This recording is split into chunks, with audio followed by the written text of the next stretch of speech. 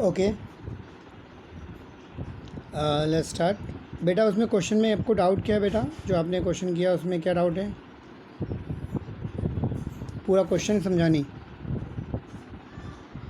A dilute sulfuric क्या है, ferrous sulfate solution was gradually added to the beaker containing acid white permanent, right now light purple color of solution fades and finally disappear. Which of the following is correct explanation for the following, right?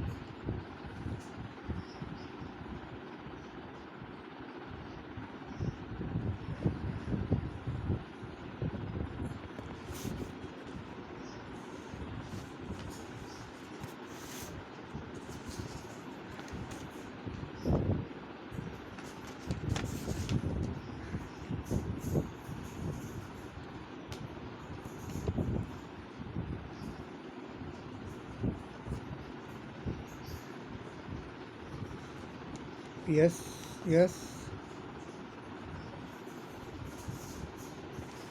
no, I am here only. Actually मैं recording नहीं हो पा रही। Recording जो mobile attach कर रहा हूँ वो अटैच नहीं हो पा रहा है। सो वो उस पर मैं काम कर रहा हूँ। पहले वो इम्पोर्टेंट है, आपका लेक्चर रिकॉर्ड करना इम्पोर्टेंट है। तो let me check that first. 2 mobile connect करता हूँ ना बेटा, एक मोबाइल से रिकॉर्डिंग करता हूँ लेक्चर को।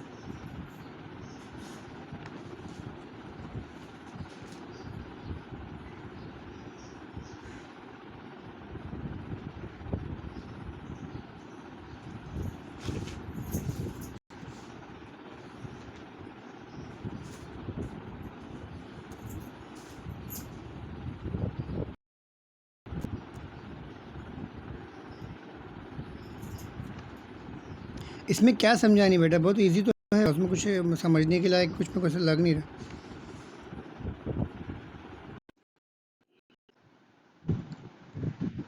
रिएक्शन नहीं है उसमें। रिएक्शन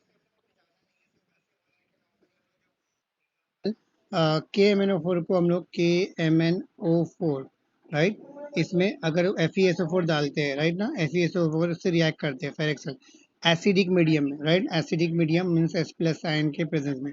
तो होता क्या है, राइट ना, होता क्या है? तो होता ये है कि जो KMnO4 का जो कलर पर्पल कलर का होता है ना, तो वो पर्पल कलर जो है वो डिसअपियर हो जाता है, राइट ना। Solution fade and final disappear, बराबर ना। ये लिखा हुआ लाइट पर्पल कलर का जो KMnO4 कलर है वो डिसअपियर हो जाता है। तो which of the following explanation इसका परफेक्ट? तो उसमें पहला वाला आंसर आएगा A, KMnO4 is oxidising agent and it oxidises FeSO4। Actual में ये क्या है KMnO4 को अगर तुम ओपन करेंगे तो यू विल गेट पर manganate ion, sorry this is manganate ion, sorry के पर मैग्नेट आयन आपको मिलेगा। क्या मिलेगा? -1। क्या मिलेगा? MnO4 -1, राइट ना। वाई मैग्नेट आयन, ये मैग्नेट आयन -1 चार्ज क्यों दिखा रहा है? बिकॉज क्या है, इसके पास एक ऑक्सीजन एक्स्ट्रा है। इसको आप ओपन करो, इसको K का वैलेंसी 1 होता है, इसलिए आपको MnO4 -1 मिला, राइट ना। MnO को ओपन करते हैं, MnO4 को ओपन करते हैं, राइट ना। MnO4 को ओपन करेंगे तो you will gate single single single bond, right. और -1 चार्ज है, मतलब एक पे -1 रहेगा। Mn की वैलेंसी होती है बेटा, अलग अलग होती है Mn की वैलेंसी। Mn की वैलेंसी +3 होती है, 5 होती है, 6 होती है, 7 होती है, अलग अलग वैलेंसी होती है। और वो कैसे होती है हम लोग 12th स्टैंडर्ड में पढ़ने वाले। तो बेटा फिलहाल इसमें नहीं जाएंगे, बट यहाँ पे कंसीडर करो कि यहाँ पे आया भी तो हम लोग को कोई बड़ी बात नहीं। आपको लग रहा है कंफ्यूजन हो रहा है, मैं सब क्लियर करने दो, उसके बाद आपको समझ में आ जाएगा। बहुत इजी है बेटा, इजी क्वेश्चन है। देखो ये ऑक्सीजन है, ये ऑक्सीजन है, ये ऑक्सीजन है, ऑक्सीजन, इसको मैं अलग किया। पहले क्या था? KMnO4 था। KMnO4 क्यों ऑक्सीडाइजिंग एजेंट है वो बता रहा हूँ आपको बेटा। KMnO4 में से K जो है ना बेटा अलग हो जाएगा, तो वी विल गेट MnO4 -1, बराबर है। Now let's see the structure of MnO4। इसको हम लोग क्या करेंगे, ओपन कर लेंगे, right. So valency of Mn is over here 7। कितनी वैलेंसी है? 7 वैलेंसी। मैग्नेट पर मैग्नेट आयन या मैग्नेट आयन में पर मैग्नेट आयन में हमेशा वैलेंसी जो होती है मैग्नेट की कौन सी कितनी होती है? 7 होती है। 7 के लिए सिंगल बॉन्ड लगाया, सिंगल लगाया, सिंगल लगाया, सिंगल लगाया, बराबर। अब क्या करेंगे हम लोग को 7 करना है, बिकॉज 4 वैलेंसी इज देयर। तो 7 करने के लिए यहाँ डबल लगाया, यहाँ पे डबल लगाया, यहाँ पे डबल लगाया। इजंट इट बेटा? समझा या नहीं समझा? अब बचा क्या? इसकी वैलेंसी फुलफिल नहीं है, तो इसकी वैलेंसी फुलफिल नहीं है तो इस पर माइनस चार्ज आ जाएगा। समझा हम लोग को? ये ऑक्सीजन की वैलेंसी फुलफिल नहीं है, बाकी सबकी फुलफिल है तो उस पर कोई चार्ज नहीं आया। तो ये जो ऑक्सीजन है वो अनस्टेबल है। ये जो ऑक्सीजन क्या है, अनस्टेबल है। अनस्टेबल मतलब वो चाहेगा नहीं रुकना, है ना, वो क्या आएगा, वो स्टेबल नहीं है तो वो क्या करेगा, इससे दोस्ती मतलब ये इसके साथ रहना पसंद नहीं करेगा, because this oxygen is unstable in this molecule. Means जब वो ऑक्सीजन मैग्नीज से अटैच है तो इसलिए वो अपने आप को अनस्टेबल पा रहा है, तो उससे दोस्ती करना पसंद नहीं होगा उसको कि भाई मैं अगर उससे दोस्ती कर रहा हूँ तो मैं अनस्टेबल हूँ, तो वो चाहेगा कि अपने आप को क्या करे, वहां से निकाल के बाहर फेंके। अंडरस्टूड और नॉट? अभी समझा ये पॉइंट? अब जो वो बाहर निकाल के फेंकेगा तो ये ऑक्सीजन को बाहर निकालेगा, मतलब इसमें ये ऑक्सीजन अलग से निकलेगा, ये ऑक्सीजन नेसेंट ऑक्सीजन निकलेगा। क्या निकलेगा? यस बेटा, यस। ये Mn जो है ना बेटा, ये इसमें ऑक्सीजन निकला, तो ये MnO4 जो है, MnO4 में से ऑक्सीजन निकला, तो यहाँ पर ऑक्सीजन, ये जो नेसेंट ऑक्सीजन जो है ना, मतलब ये फ्री में पड़ा हुआ है इसके पास, MnO4 के पास ये ऑक्सीजन फ्री में पड़ा हुआ है, ये किसी को भी दे सकता है। नेसेंट का मतलब होता है बेटा जो एकदम एक्टिव रहता है ऑक्सीजन। एक्टिव मतलब वो किसी से भी रिएक्ट करने को तैयार है। तो बिकॉज ये ऑक्सीजन जो है वो अवेलेबल है, तो ये जिस किसी के सामने भी जाएगा, ये किसी के पास FeSO4 हो या कोई भी हो, तो जब इसके साथ रिएक्ट करेगा तो what it will do, it will react and it will form oxide of that. क्या फॉर्म करेगा? ऑक्साइड।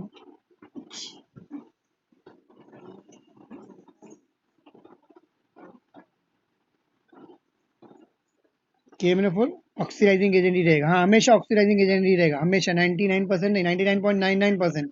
अंडरस्टूड? क्योंकि उसके पास ऑक्सीजन एक्स्ट्रा है। हाँ मगर यहाँ पर एकदम एक्सट्रीम केस, MSc वाला, तुम लोग का लेवल नहीं, MSc वाला जो 17वीं 18वीं मतलब हायर डिग्री का हम लोग पढ़ेंगे उसके लेवल का, KMnO4 के सामने तुम ये लेके आ जाओ, क्या लेके आएंगे, HNO3 लेके आ जाओ, राइट। अब यहाँ पर कौन ऑक्सीडाइजिंग एजेंट अच्छा रहेगा? Obviously this is a strong oxidising, ये माइल्ड वाला है, ये माइल्ड है, राइट ना। दोनों की ताकत वही है, दोनों का काम वही है, दोनों क्या करते हैं, ऑक्सीजन प्रोवाइड करते हैं, both are oxidising agent. But जब दोनों ऑक्सीडाइजिंग की दोनों की प्रॉपर्टी है, तो उसमें से कौन करेगा, तो which one is greater than other, right ना।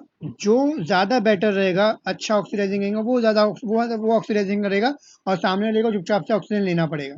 अरे हाँ या ना, समझा? तो because here HNO3 is stronger one, so ये इसको ऑक्सीडाइज करेगा, समझा? बट ये सब केसेस आपके लेवल पे नहीं है, ये सब बहुत हायर लेवल के केसेस है, ये आपको समझ में भी नहीं आएंगे। ये जनरल ये क्वेश्चन आ सकता है, ये अच्छा क्वेश्चन है।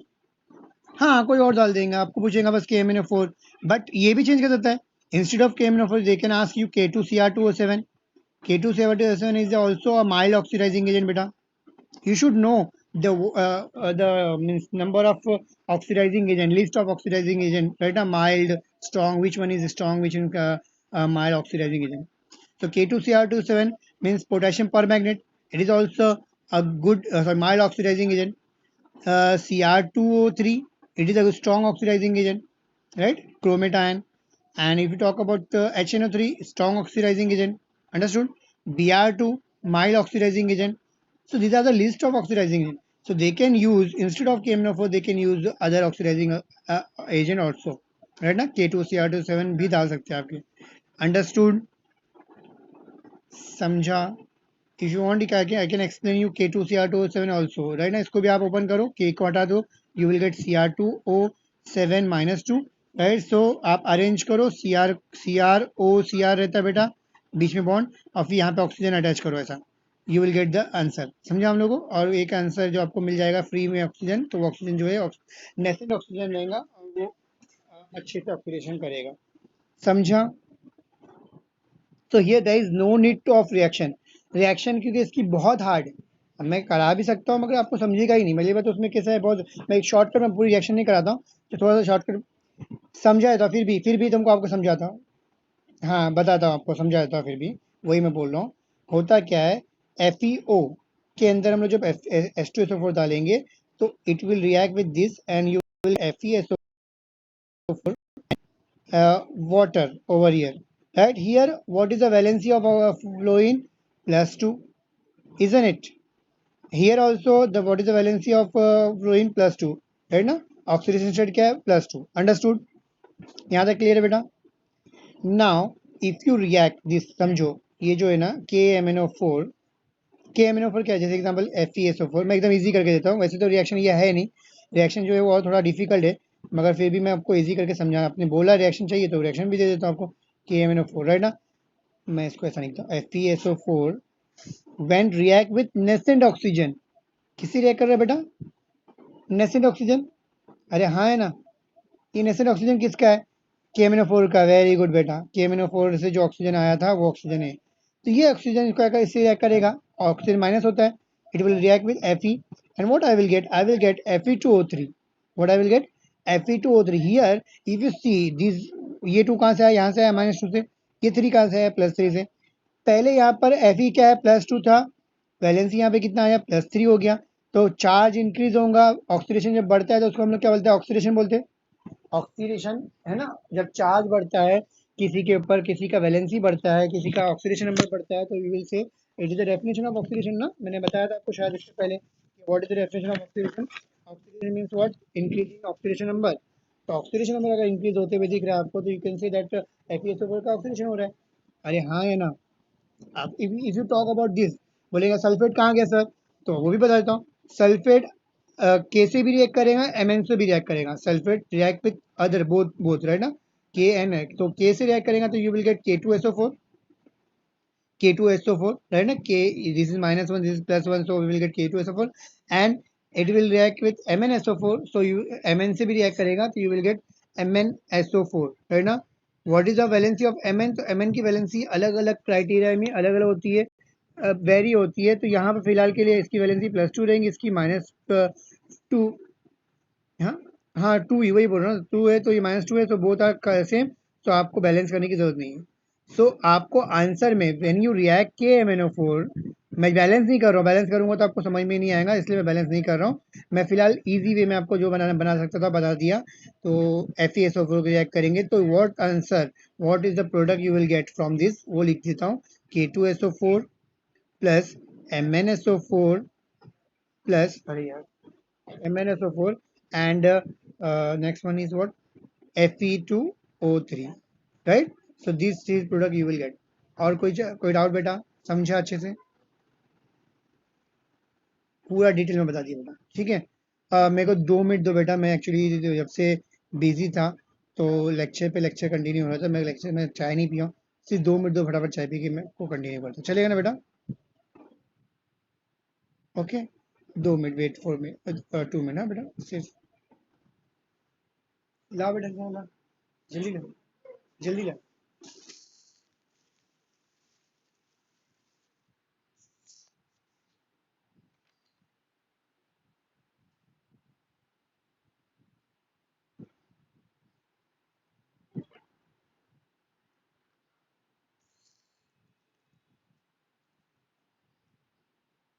यहाँ पर फोन कर लो, समझो।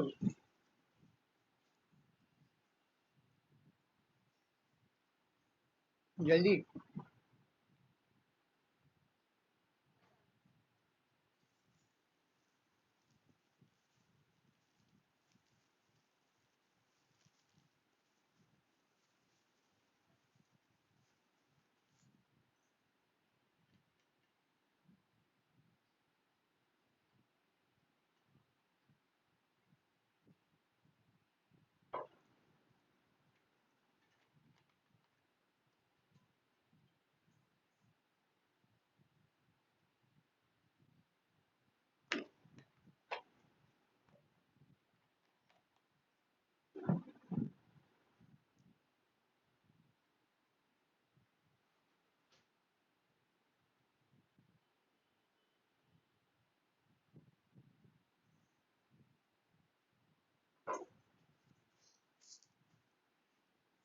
Okay students, sorry for inconvenience, so let's start.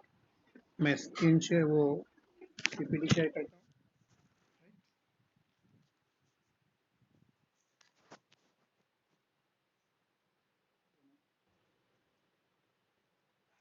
तो लास्ट टाइम क्या हुआ था बेटा, बोले थे आपने अभी, what we were discussing last time? Yes, metal non metal chapter, I am talking about metal non metal, how much we have completed, है ना audible? Students, okay, beta. So let me know how much we have completed last time in that metal non-metal chapter. I think we have completed some activity that is 13.3.12. I think so. तो याद नहीं है. Yes, this activity we have done.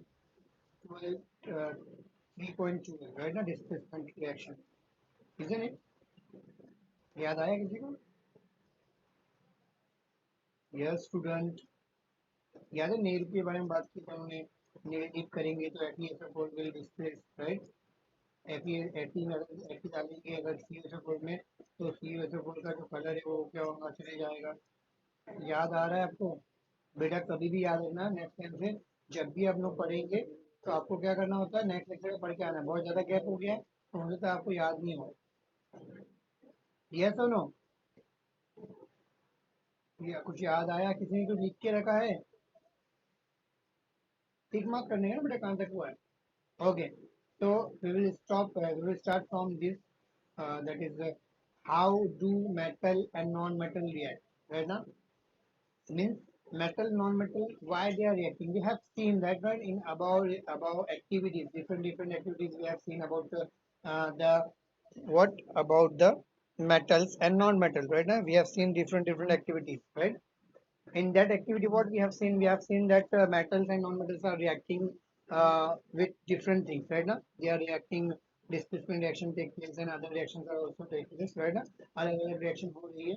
So why they are forming different compounds, why they are reacting with each other, the question is that, right? Now why they react, question is that, and answer is that only one. Am I audible ना? आवाज आ रही है बेटा? Okay, answer is only one, that is stability.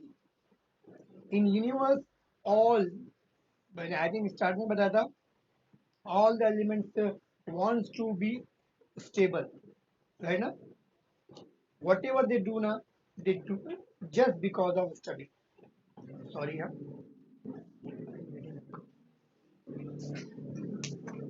Okay, so just because of stability की वजह से ही हम universe में हर एक चीज जो है ना बेटा, जो चीज हो रही है, एवरीथिंग जो भी चीज हो रही है, everything is just because of stability.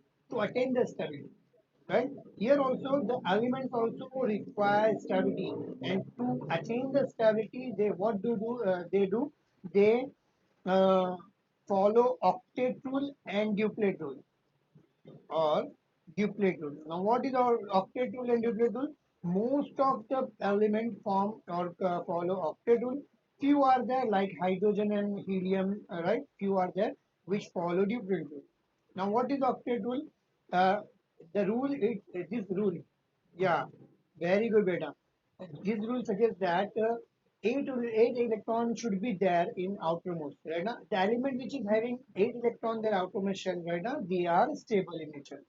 कोई भी एलिमेंट अगर उसके आउटर मोस्ट में 8 इलेक्ट्रॉन है, then they are stable in nature. Like this you can see over here, right? Helium, if you talk about helium, helium consists of two, right? So because helium consists of two in outermost, so it follow duplet rule. It follow duplet. Duplet says that 2 electrons should be there. But apart from hydrogen and helium, other element follows octet rule. What it suggests that 8 electrons should be there in outermost. Here you can see 10 electrons are there.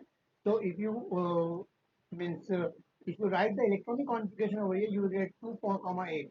Here in neon, 8 electrons are there in outermost shell, so we can say that neon is stable in nature. Argon, you can see over here, 18 electrons are there, right? Now if you split it in electronic configuration, you will get 2, 8, 8. Here also, yeah beta,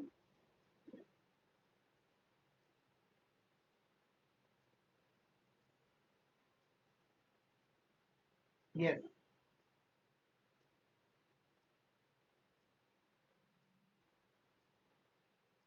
समझा नहीं question में. I'm not getting your point.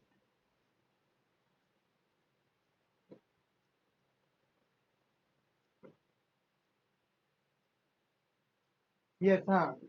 18 electron fit होते हैं 8 वे। Yes, outer most में जो है हमारा जो है,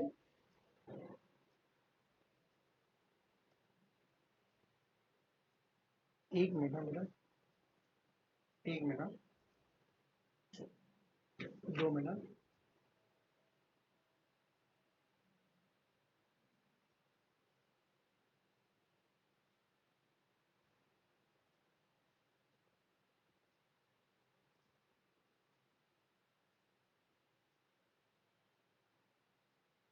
हाँ बेटा, अगर 18 कैपेसिटी है, यूर राइट, टू 8 18 32 ऐसी कैपेसिटी होती है। तो 18 कैपेसिटी है, मगर अगर 8 इलेक्ट्रॉन भी आ गए आउटर मोस्ट में तो उसका मतलब वो स्टेबल हो जाएगा, राइट ना। आउटर मोस्ट में स्टेबिलिटी होना चाहिए, राइट ना।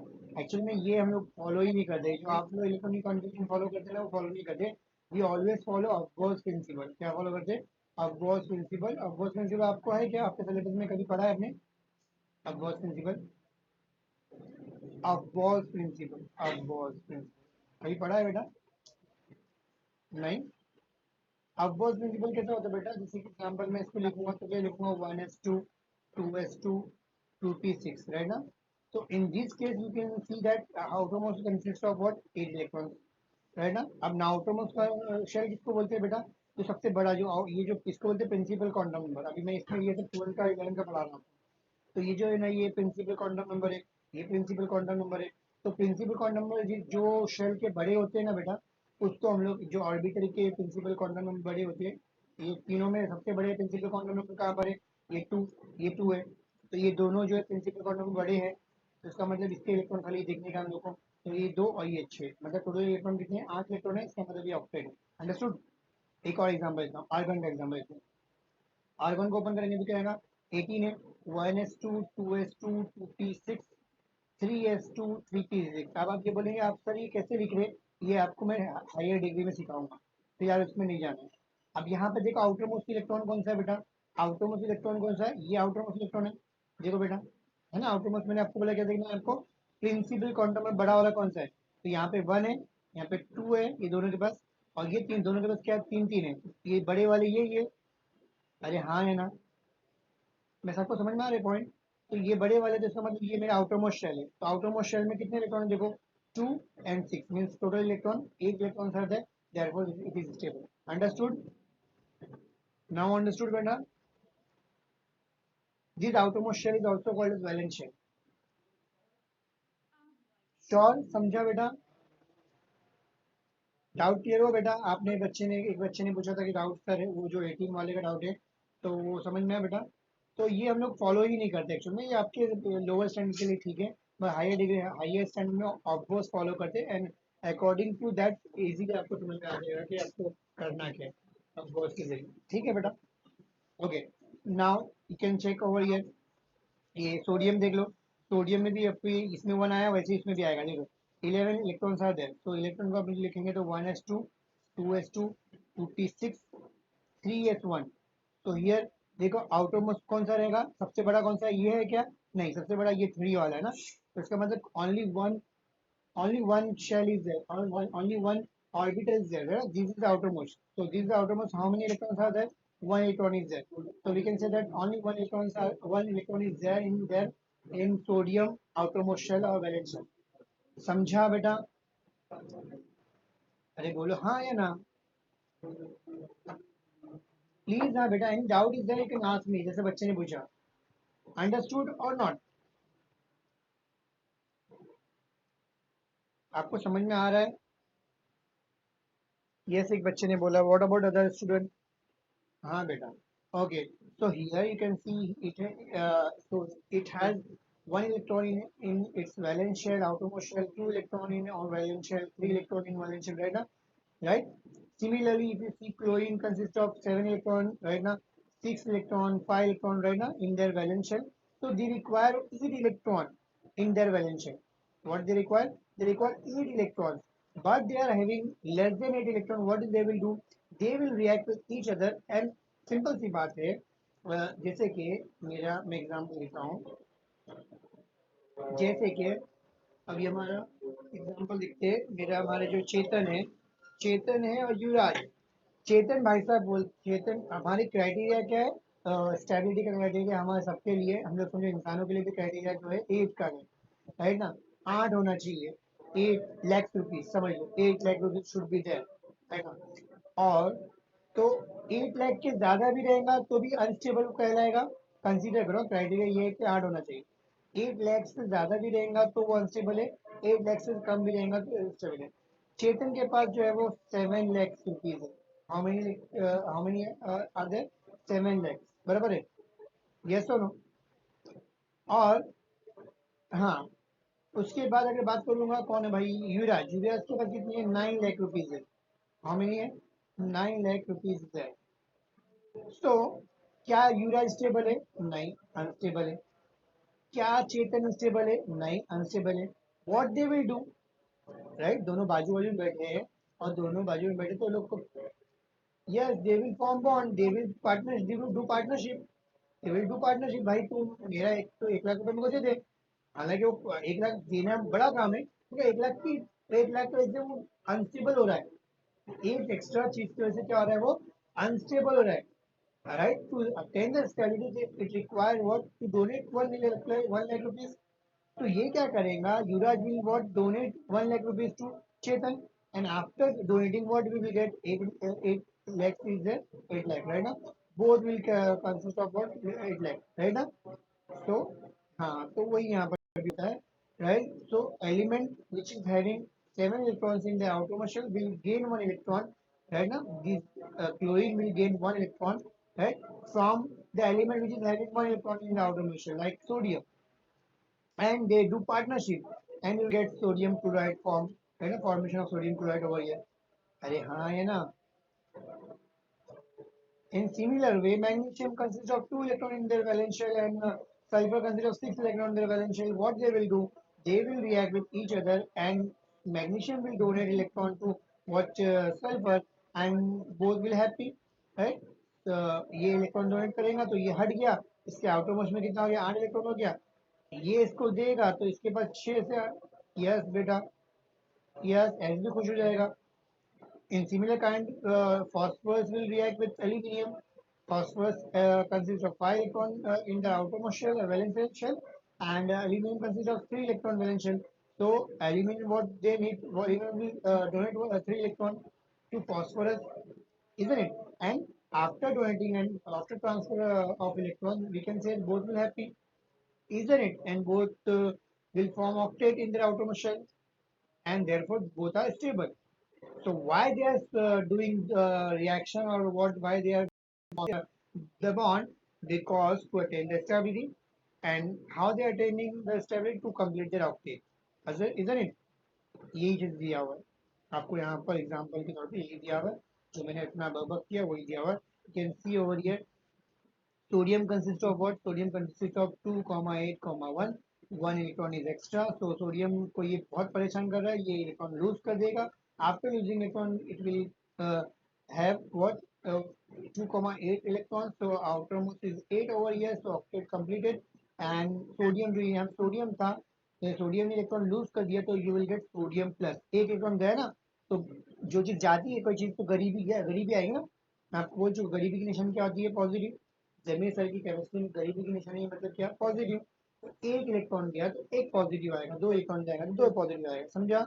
तो after losing electron sodium will form a sodium ion, and the valence the electron in that will be 10, and that electronic configuration will be what, 2, 8, and hence as the outermost electron consists of 8 electrons, so we can say sodium ion will be stable in nature.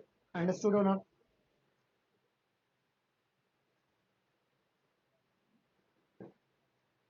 Na के पास 2, 8, 1 था, एक electron lose हुआ ना, किसी के पास से electron जाता है, पैसा जाता है तो गरीब बनेगा, गरीब हो जाएगा।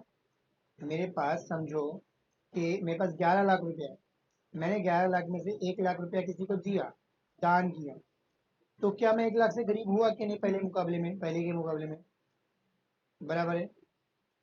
अरे बोलो हाँ या ना। तो गरीबी की निशानी क्या है, पॉजिटिव। गरीब कितना गरीब हुआ, 1 लाख से गरीब हुआ तो +1। अगर 2 चले जाता तो 2 लाख से गरीब हुआ, +2। अंडरस्टूड। और अमीरी की नेशन क्या होता है?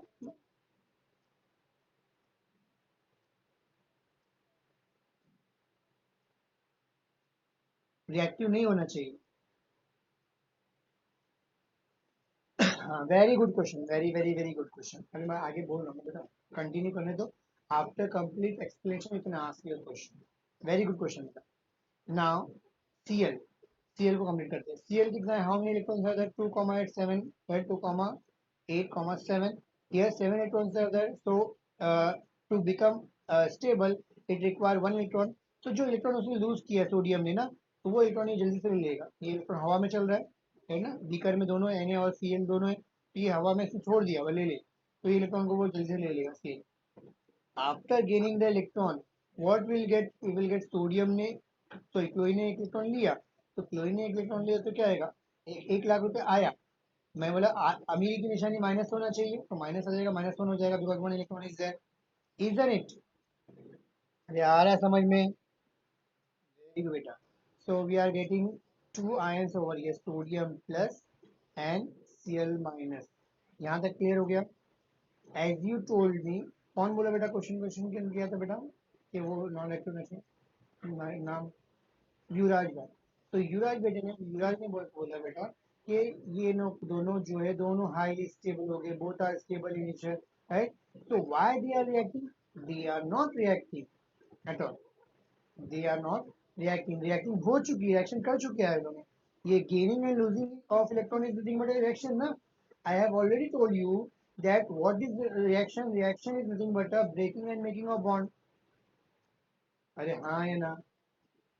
What is breaking and making of bond? Breaking of bond means what? Removal of electron. Making of bond means what? Addition of electron. So here transfer of electron take place means what? Reaction is already done. तो कहाँ reaction हो रही है? Reaction नहीं होगी, but after gaining and losing of electron, they will form these ions, and both are positive negative ions. So some attraction will be there between them. है ना? ये positive negative will make attraction होगा, जिसको हम बोलते हैं electrostatic force of attraction. Electrostatic force of attraction. Understood? Understood better? And these electrostatic force of attraction is nothing but a ionic bond. Now clear? Ionic compound which consists of ionic bond. Ionic bond is the compound which is the bond which is formed by the gaining and losing of electron is called ionic bond. Electrovalent bond. The compound which consists of ionic bond or electrovalent bond is called as ionic compound. And what is ionic compound? Ionic bond or electrovalent bond? The bond is formed by gaining and losing of electron is called as what? Ionic bond. And this is nothing but an electrostatic force of attraction. MgSO4. MgSO4 is ionic or electrovalent? Sorry, covalent. Let me check. This is what positive MgSO4. Yes, ionic bond is there. जो electron lose करेगा gaining losing का मतलब उसको बोलेंगे ironing. Sharing नहीं, sharing covalent bond. Sharing is covalent bond. Gaining and losing is there, then you can say that it's ionic bond. And if ionic bond is there, so the compound is formed due to ionic bond is called as what? Ionic compound or electrovalent compound. Now understood? It is mentioned that still trick is there. Yeah, trick is there. We will see it in higher standard का। वो बेटा आपको वो NEET वगैरह का question है, हमने कहाँ पूछा कि कहाँ पर है? ट्वेल्थ में जब नीट एग्जाम देते ना, वहाँ के क्वेश्चन है ये, कि how to find out whether compound is ionic और not, or covalent is not there. So we have to go through the which we have to Pajan. You have to deal with Pajan to find out whether compound is ionic or covalent. You have to go with, or you have to follow the Pajan rule, right? अब Pajan rule क्या है उसको समझाने नहीं बैठूंगा तो कम से कम आधा घंटा उसमें जाएगा, अच्छा खासा बड़ा मैटर है। ठीक है बेटा? Pajan rule के जरिए आप पता सकते हैं कि भाई अब जनरली मैं आपको पूरा डीप में तो नहीं बताऊंगा, जनरली एक छोटा सा दे के, ताकि आपके दिन में क्वेश्चन ना उठे कि भाई सभी ने आधे पे छोड़ दिया और ये कर दिए।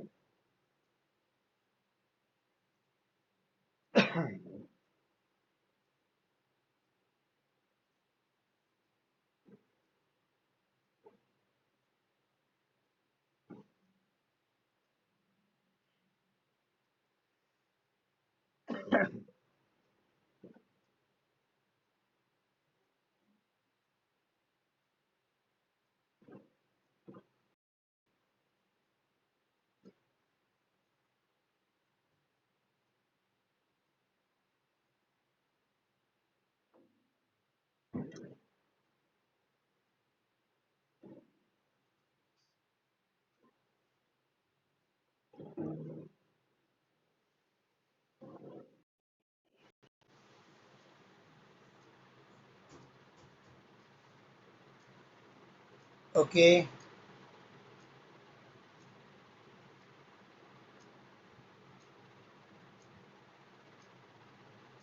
आई am going to share my screen.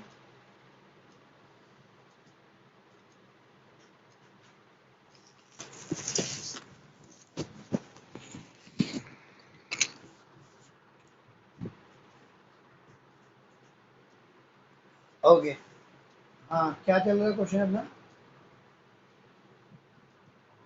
युवराज से क्या क्वेश्चन था बेटा? आप कुछ पूछ रहे थे, युवराज आया ही नहीं। युवराज क्या चल रहा था बेटा अपना क्वेश्चन? अच्छा, फजाइन रूल के बारे में बताता। फजाइन रूल बेटा मैं अभी डिटेल में नहीं जा पाऊंगा बेटा, क्योंकि बहुत लंबा रहता है। मैं एक छोटा सा जनरल देके आपको आगे बढ़ता हूँ। एक छोटा सा बताता हूँ एग्जाम्पल। नॉर्मली फजाइन रूल क्या बोलता है कि कटायन, कटायन पता है आपको? What is cation? Positive ion is called as cation, and negative, yes, very good. If cation is what, bigger, or we can say larger, right now, then the compound will be ionic. समझा? Example, example NaCl. If I take NaCl, if I take SiCl2, right? So if you consider this here, anion are same, so we will focus on cation. So cation is what, in this cation sodium is what, bigger than Si. So sodium is what ionic in nature, and SiCl2 is what covalent in nature, because here cation is smaller. अब ये smaller कैसे पता करते हैं, higher बिगर कैसे पता करते हैं? तो हम लोग को पीरियोडिक टेबल पढ़ना पड़ेगा। डाउन द ग्रुप साइज बढ़ती है, लेफ्ट टू राइट साइज कम होती है, एंड सो ऑन। अंडरस्टूड? समझा? And for anion, if anion is what, anion is smaller in nature, smaller in nature, then we can say smaller जितना रहेगा उसका मतलब वो उतना आयनिक है। कटायन बड़ा होना चाहिए और आयन क्या होना चाहिए, छोटा होना चाहिए। समझा? And vice versa, and vice versa. बस इतना ही बता देता, उसके आगे डीप में हर चीज़ जाऊँगा तो बहुत मुश्किल हो जाएगा। क्लियर हुआ कॉन्सेप्ट? अरे बोलो बेटा, अरे आर यू देयर?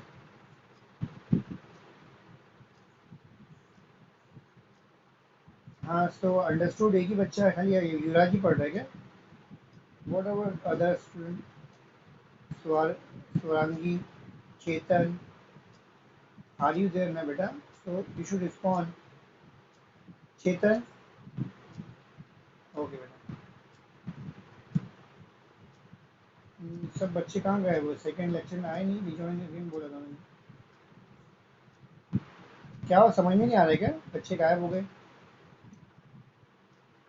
समझा ना बेटा? ओके बेटा, now activity number 3.3, 13 by 13. What is given over here? What we have to do? We have to take a sample of sodium chloride, potassium iodide, barium chloride, right ना? And any other salt, कोई भी salt के example लेंगे from the chemical lab, science lab के जरिए लेंगे। And first we have to see the physical state of the salt. All salt, sodium chloride, lithium chloride, calcium chloride, कोई भी salt ले लो, right? If they are ionic in nature, if they are ionic nature, so they should be, they will always be what, solid in nature. क्या होते हैं? Solid होते हैं। Solid और वी कैन से ब्रिटल होते हैं बहुत ज़्यादा, क्योंकि उनके अंदर स्ट्रॉन्गर फोर्स ऑफ अट्रैक्शन कौन सा है, बहुत स्ट्रॉन्गर है। तो वो because of the, sorry, because the force of attraction is very stronger, so ions will be what, we can say the molecule, sorry ions रहेंगे ना, so ion will be what, क्या बहुत ज़्यादा close enough रहेंगे, and because they are very close enough, तो इसलिए solid होंगे। समझा? अंडरस्टूड और नॉट? समझा? तो पहला फिजिकल स्टेट पता करने बोला है, तो they all will be what, solid in nature. समझा? सॉलिड होंगे और क्रिस्टलाइन होंगे, ब्रिटल होंगे, सॉरी। ये समझा या नहीं समझा बेटा? सॉलिड, क्रिस्टलाइन क्रिस्टलाइन मतलब नमक की तरह, ठीक है ना। क्रिस्टलाइन कैसा होता है, क्रिस्टल फॉर्म होना चाहिए इसको, ऐसा चीज़ जिसको पानी में डालेंगे डिजोल्व हो जाएगा, है ना। क्रिस्टलाइन वो चीज़, वो सॉलिड होता है जो पानी में डालने के बाद डिजोल्व हो जाता है, उसको बोलेंगे क्रिस्टलाइन नेचर। क्रिस्टलाइन होगा और ब्रिटल होगा। ब्रिटल मतलब आप प्रेशर अप्लाई करेंगे तो टूटेगा, वो ब्रेक होगा। Understood. Now what we have to do? We have to take a small amount of sample in spatula and heat directly in on flame. Flame में हम लोग को one by one sample लेना है, and what we have to do? We have to heat it, and we have to observe the thing, observe the observation, right now. So if you heat directly, right now, so you will get different color, right now, color of the flame. Why different color of the flame? Because every metal shows different flame, है ना। ये इससे पहले भी कर चुके हैं हम लोगों ने एक्टिविटी के अंदर, याद है हम लोगों ने इससे पहले किया है, राइट। तो जैसे कि एग्जांपल क्रोमियम, आयरन जो है अलग फ्लेम देता है, क्रोमियम जो है अलग फ्लेम देता है, राइट ना। तो हम लोग को कलर डिफरेंट डिफरेंट, आपको नोट्स चाहिए तो आप नोट्स बनाते रहो, हम लोग नोट्स बनाते हैं ना बेटा। यस, नोट में जो बोलता हूँ एडिशनल नॉलेज तो बेटा आपको लिख लेना चाहिए, है ना।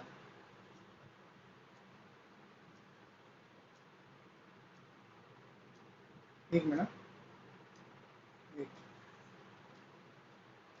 इशू हो गया।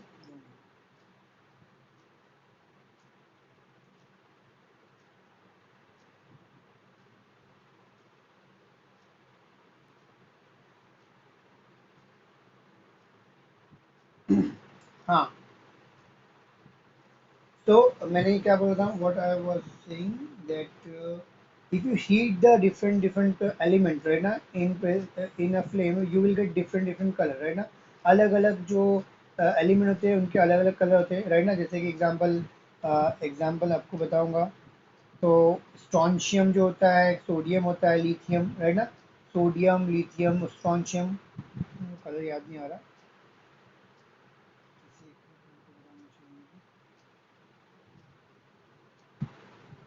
हम्म, तो लिथियम जो है अगर हमने उसका कलर डालेंगे, मतलब हीट करेंगे, कलर मतलब फ्लेम में, ऑक्सीडाइजिंग फ्लेम में हीट करेंगे, तो लिथियम जो है हम लोग को lithium, lithium shows red colour, क्या शो करता है, रेड कलर की फ्लेम दिखाता है ना। On the basis of flame also we can find out the given element is what element या कंपाउंड में, अगर कंपाउंड को जैसे नमक, सोडियम क्लोराइड को हीट करेंगे तो किसके अंदर, ऑक्सीडाइजिंग फ्लेम के अंदर, हमारे जो ऑक्सीडाइजिंग फ्लेम किसको बोलते हैं, ब्लू फ्लेम को बोलते हैं।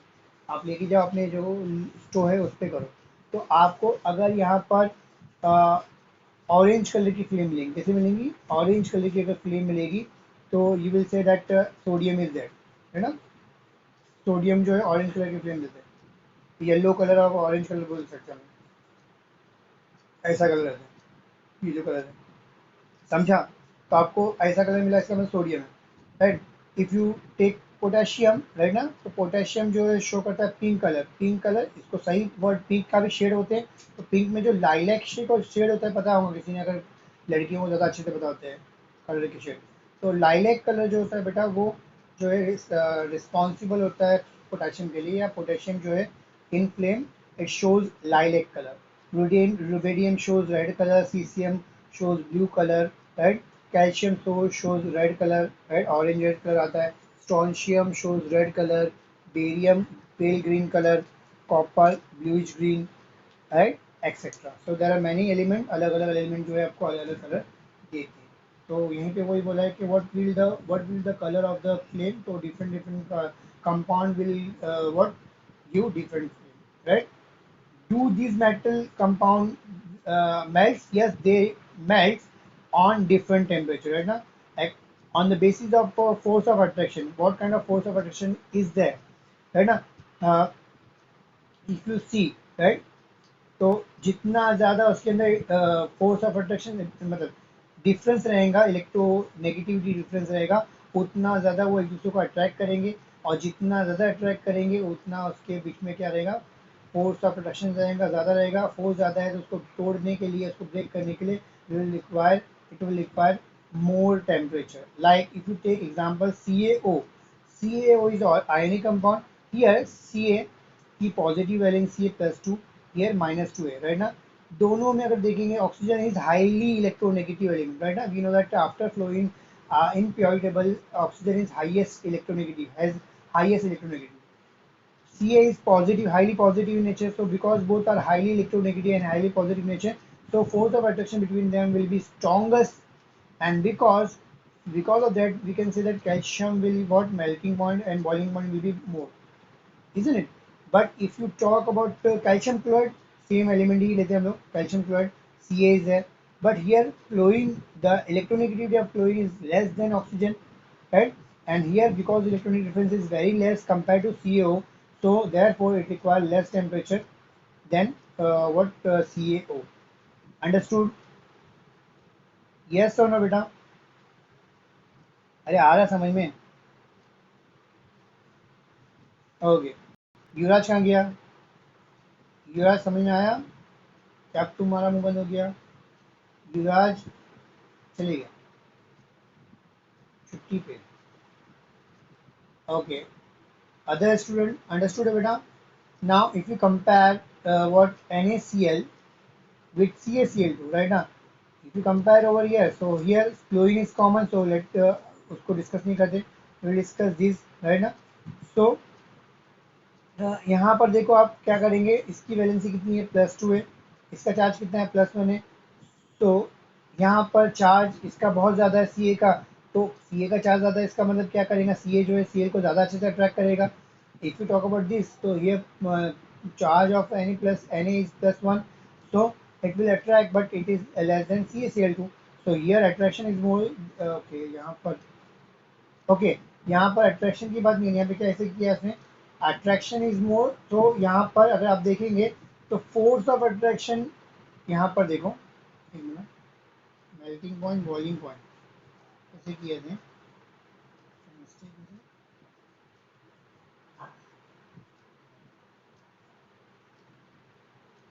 Boiling point force will be there, right, attraction will be there, right. So okay okay, यहाँ पर देखो बेटा, ये कैसे किया है, बॉइलिंग पॉइंट और मेल्टिंग पॉइंट का थोड़ा अलग क्राइटेरिया होता है. मेल्टिंग पॉइंट जो होता है वो it depends on bonds, boiling point depends on force. So force of attraction in CaCl2 is more, so that's why here the CaCl2 boiling point is more compared to NaCl. Understood? तो यहाँ पर ये भी बोला है कि they melt, yes they will melt right ना in on different temperature, right, different different temperature पे अलग अलग मेल्ट होंगे, राइट. अंडरस्टूड और not?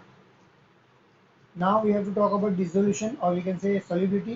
So all are ionic in nature, right now solubility is based on what two principle, in which one principle we will see over here, that is like dissolve like.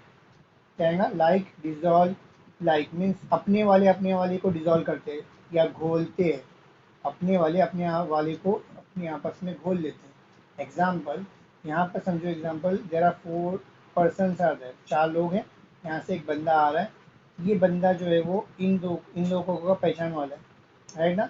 तो पहचान वाला है मतलब क्या होगा, ये लोगों ने इसको आवाज़ दिया हाय, या फिर इसने समझो एग्जाम्पल, इसने क्या किया, इसने इस लोग को आवाज़ दिया हाय कैसे हो तुम लोग, बहुत दिन से मिले नहीं, है ना. तो ये जो इसने हाय हाय बोला, तो ये लोग ने भी क्या बोलेंगे, हाय हाँ यार बहुत दिन से मिला नहीं है, because they are what knowing each other, right ना, they are familiar with each other. तो because they are knowing each other, so we can say that वो लोग क्या करेंगे, आपस में क्या घुले मिलेंगे. बट अगर आप बोलेंगे ये बंदा इसको पहचानता नहीं, ये लोग एक दूसरे को पहचानते नहीं, अभी इसको हाई करेगा तो क्या घुलेंगे कि क्या, ये इसको हाई बोलेगा तो ये बोलेंगे भाई पागल वागल तो हो गया है, पहचानते नहीं हम लोग देखो, तो हाई कर रहा हम लोग को, राइट. तो इसका मतलब क्या है, वो लोग घुलेंगे क्या, या इसके अंदर ये जाके लोग हंसी मजाक कर पाएगा क्या, नहीं नहीं कर पाएगा, because they are unfamiliar with each other और they are unknown to each other, है ना. तो टू घुलने मिलने के लिए, फॉर सॉल्युबिलिटी, फॉर डिसोल्यूशन, ऐसा मतलब compound should be familiar with each other, या एक ही बिरादरी के होना चाहिए, राइट ना. Means what, polar compound will dissolve in what, polar solvent, polar polar में डिजॉल्व होगा. Non polar will dissolve in what, non polar solvent, right? If you talk about organic compound will dissolve in organic compound or solvent, inorganic solvent. So here, these ionic compounds are what? Inorganic in nature. Inorganic means what? The compound which do not contain carbon, right now. If you talk about water consists of what? It does not contain carbon, so it is also inorganic. So these ionic compounds are inorganic in nature, and water is also inorganic in nature. So we can say that this will dissolve in water. In other way, we can see these are polar in nature. Now, what is polar beta? Which form pole? If you take NaCl, so Na is highly positive, Cl is highly negative. So here positive and negative poles are there. So these are polar compounds. If you take the water, so water is also polar because H is positive, Cl is O is negative. So this is polar in nature. So, because ionic compounds are polar in nature, water is polar in nature, so both are polar in nature. So, these ionic compounds will dissolve in what? Water. But if you see these ionic compounds are polar in nature, but right? But if you dissolve this compound in benzene consists of what? All elements are carbon only. So carbon carbon bond is what both are carbon तो both electronegative is same दोनों के electron same है तो कोई किसी का electron खींचेगा क्या नहीं खींचेगा यहाँ पर NaCl में Cl की इलेक्ट्रॉनिक बहुत ज़्यादा थी इसने क्या किया Na के इलेक्ट्रॉन अपनी तरफ खींचा इसलिए Cl नेगेटिव हो गया और Na पॉजिटिव हो गया but here both are carbon तो बोथ इलेक्ट्रोनेगेटिव इज सेम तो there is no what pulling of electron over here and because there is no pulling so we can say that both has what same charge and because charge is same we can say that there will not be any pole and this is non-polar compound this is what non-polar compound so benzene is non-polar ionic compounds are polar तो ये polar है benzene non polar है तो क्या ionic compound benzene में dissolve होंगे क्या yes tell me नहीं होंगे ना अरे भाई आ रहे आवाज आ रहा है समझा मैं क्वेश्चन पूछता हूँ आपको right let me ask NaCl is what polar in nature right water is what polar in nature so can NaCl soluble in water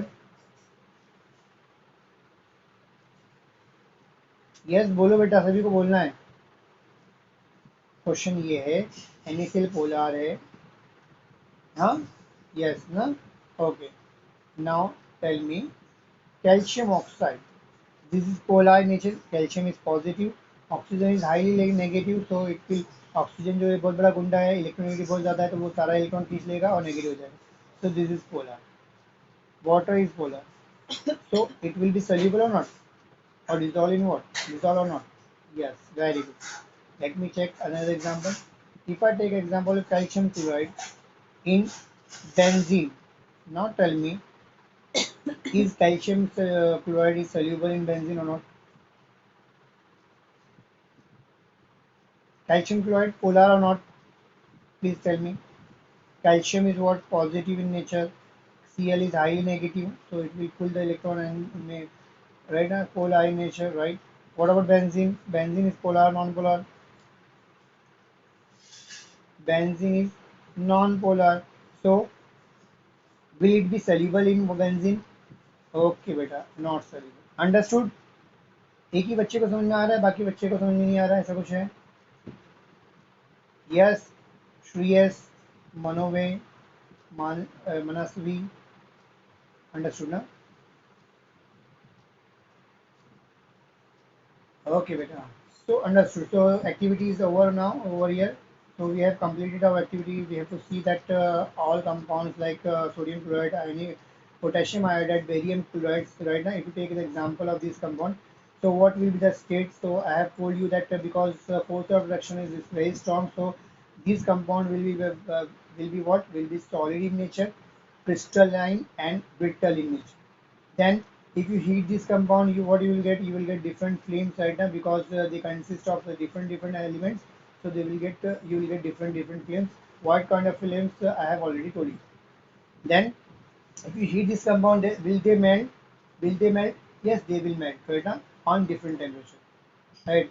Then dissolution, right now, what is the dissolution criteria of ionic compound? So ionic compound are polar in nature or inorganic in nature, so they will dissolve in water, right? They are polar in nature because water is polar in nature. So like according to like dissolve like principle, we can say that ionic compounds are polar in nature.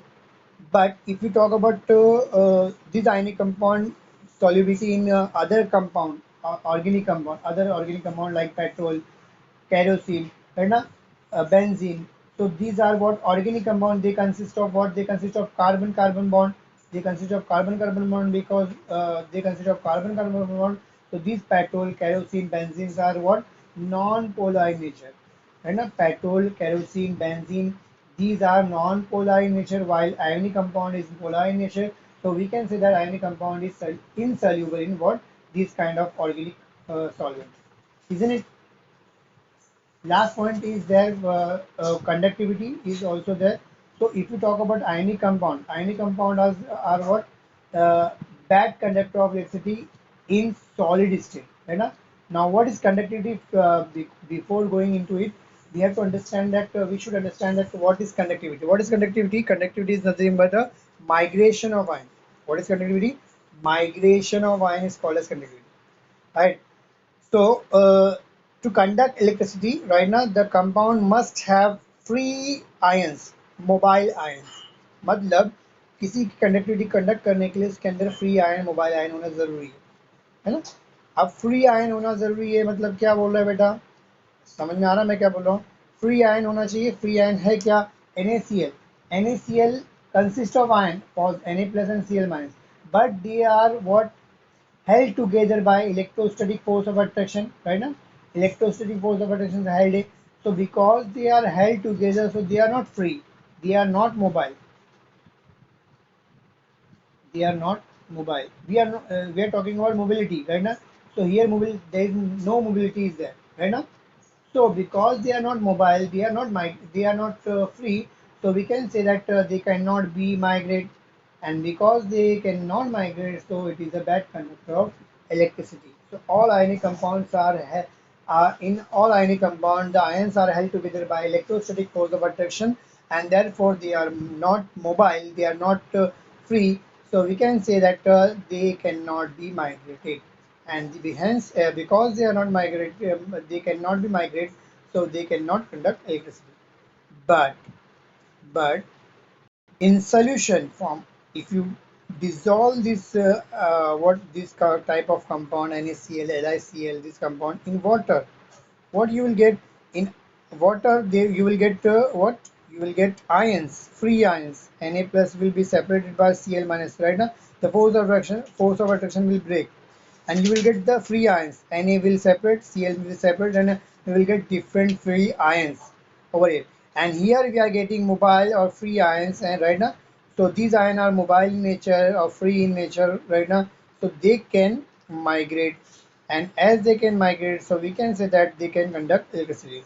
So about ionic compound, if anyone will ask you that whether it is they are conductor of electricity or not, so we will say that they are bad conductor of electricity in solid state, but they are very good conductor of electricity in what?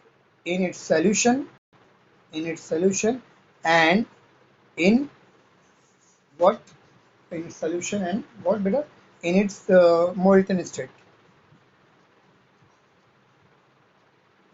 समझा बेटा? अगर आप किसी ionic compound की बात करेंगे तो solid state में वो जो है वो क्या होते हैं? वो लोग बैड कंडक्टर होते हैं बिकॉज उसके अंदर कोई भी आयंस नहीं होता, आयन नहीं होते present.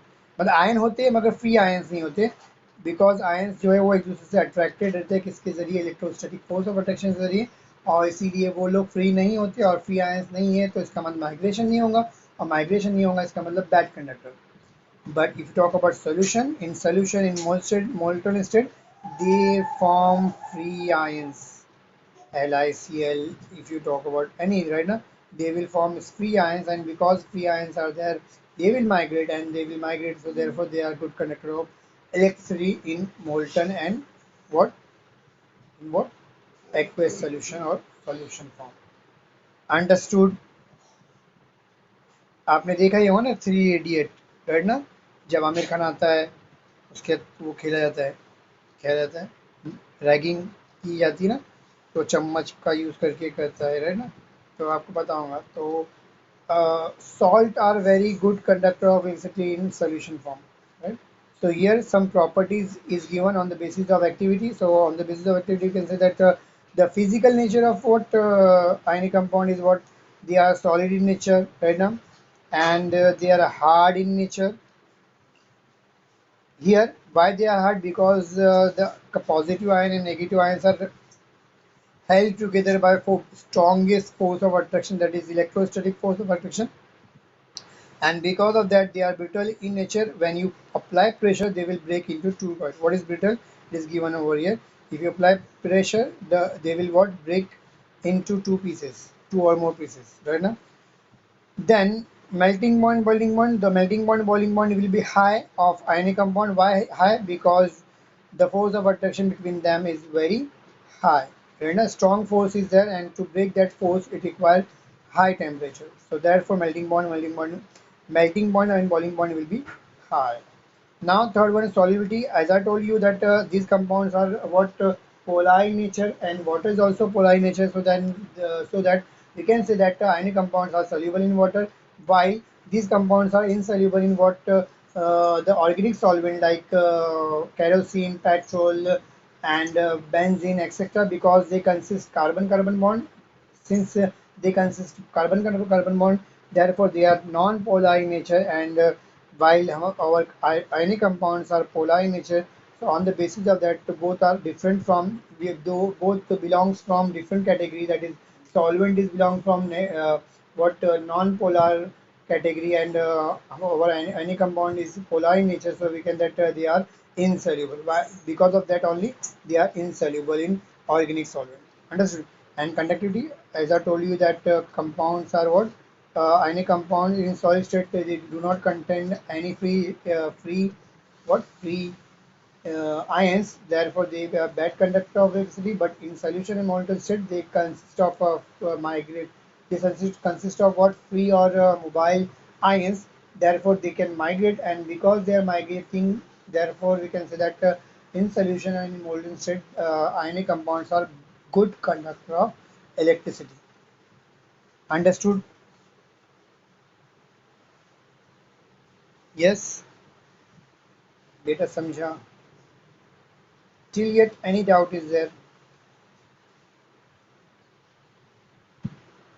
Okay, any doubt is there बेटा?